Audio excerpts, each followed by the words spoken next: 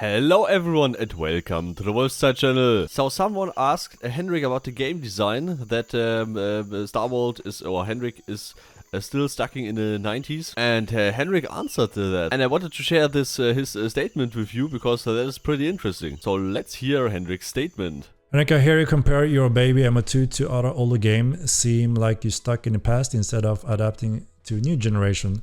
Younger generation will keep your game alive instead of living in the 90s and early 2000s. Hustler TV. So obviously, a good statement, and I agree to that. So one thing, right?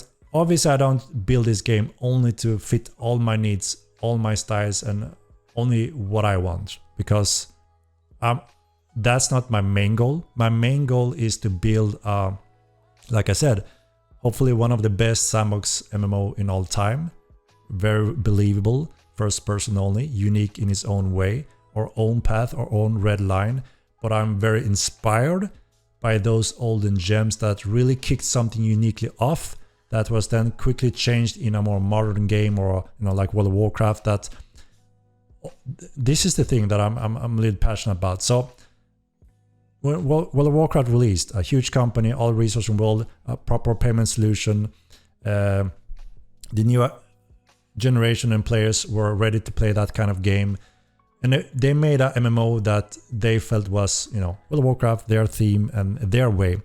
They weren't really UO players, they didn't know what that could be, so they just went their own way, which was right for them, and it was a very much success, as we all know. And that kind of created MMO players, right? With that said, over the years there came more MMOs.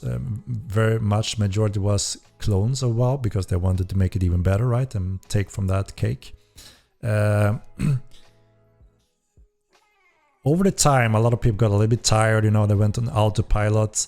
And there was quite a few 100,000 players from those old gems, Ultima Line, Star Wars Galaxies, close to 1 million in total, that would love to have that kind of game. And they were so sad to see, what the hell, we're on year 2000, there is not a single MMO that offer this type of experience that I want.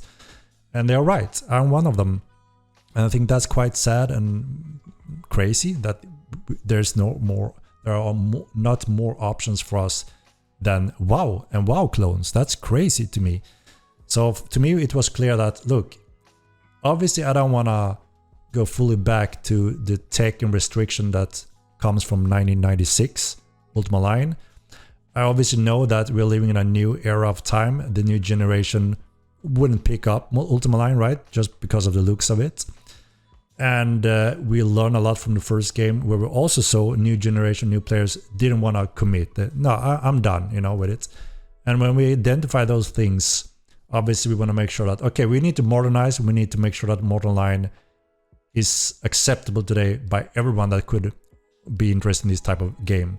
It will still not completely hold hand you and have question marks over the head, and you just run on autopilot, you don't use your brain, and you don't interact, you don't communicate, because that's part of the unique, cool thing that actually is something everyone enjoy when they get to experience it. And this is the key point. All those millions of WoW players, they don't get to experience this because they don't know it exists. We're seeing players coming from WoW into Modern Line and have this experience, say, holy shit, this is crazy fun. And they get hooked. But if they don't get the chance over the big hurdle to begin with, they don't get to that point, right? But when we saw that a majority of new generation players, I was very pleasantly surprised that so many WoW players actually liked Mortal Line, because that was a meme in the past. Nah, go back to WoW, you won't be able to survive in Mortal Line. And that may be true for a lot of the players, but it was surprising to see so many WoW players just coming in here, enjoying the game and adapting to the game, and learning that, okay, this is not all about farming your epic gear, legendary game gear, and then go to your level and fight those levels. It's more about interaction, player skills, knowledge, explore and experiment, and re-gear when you lost and died. And that's part of the game session, which it isn't in World of Warcraft, as you know. And we saw that so many enjoy that new, fresh experience. We just had to make it viable and accessible for all of them when they get to try the game. And you know, fix some of the bugs and issues that we have that also prevent a lot of the enjoyment. And like I said, from all those other games, Valheim, Rust, Tarkov, there's, you know, a few more of those that are extremely popular, and they all feel at home very easily in Mortal Line. So when we're ready, open up the gates and starting marketing, we just want to go through all of these possible players out there, which are millions over time, and just steady grow. And you know, we're happy with a decent chunk. We don't need millions of players that World of Warcraft and those giants require to fund their projects. For us, a fraction is enough, and a fraction is enough to make the game very exciting for all of us that enjoy the game. I hope that elaborated question or answer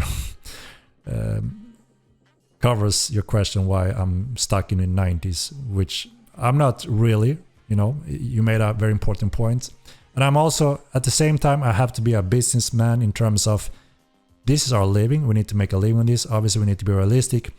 A good another example is Immortal 1, you got into the game, you tried something, sometimes you got a message, you tried something else, you didn't get a message, and you wonder, is it broken or is it wrong or what's going on? And you have to go online and talk to players to figure it out.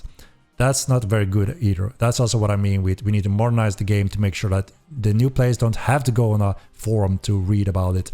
They should be able to get feedback and response from the game that, okay, that makes sense. Now I can proceed. So we don't drop them, right? We drop them, you know, as flies in the first game due to these things also.